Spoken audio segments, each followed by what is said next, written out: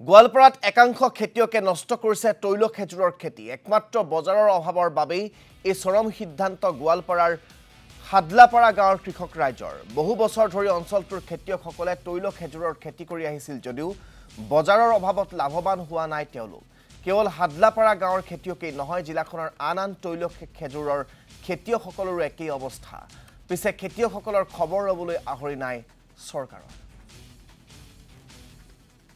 110 ডাল মানে 20 ডাল মানে ইনকা হৈছিল নেকি, কোনোটা মৰিল কোনোটা থাকিল, মৰা নাই 100 মানত থাকিছিল তাৰমানে।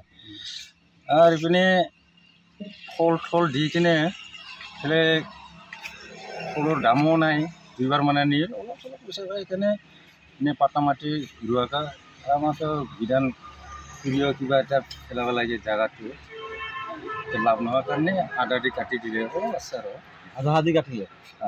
কিমান বছৰ আগত কৈছিলে এইটো?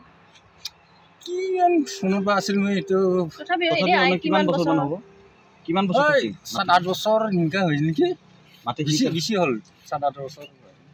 তাৰমানে উৎপাদন নাপায় তাৰমানে এনেকা ফেক্টৰী নাই বোলে কিবা। এই বামনগোপাৰ ফালে লৈ গ'লে তাৰমানে দুইবাৰ গাড়ীত কাটি কুটি এনেকুৱা দামটো নাজানো, তাৰমানে ৰাস্তা এনেকৈ লৈ যায় আৰু লাভ নাই।